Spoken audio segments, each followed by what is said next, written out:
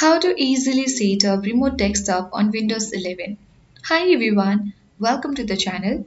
This is Rose and without further ado, let's dive right into the video. First of all, you need to enable remote desktop on the first PC. For that, click on Windows search icon at bottom left corner of the screen. Now type in remote desktop settings and go ahead and open it.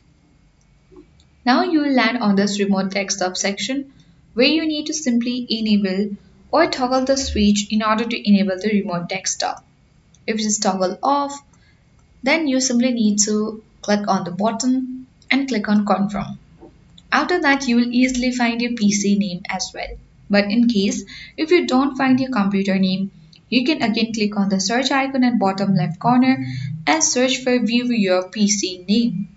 And after that, under this About section, you will easily get your device name.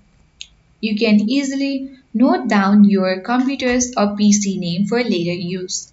After that, on your second computer, you can easily click on the Start button again and you can type in Remote Desktop. And then you need to click on the Open button.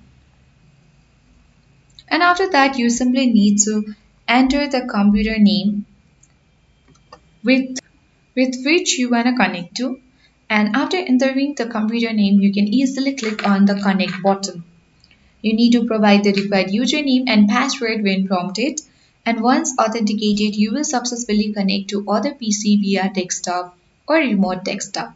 So, and that's it. You have now set up and connected via remote desktop on Windows 11.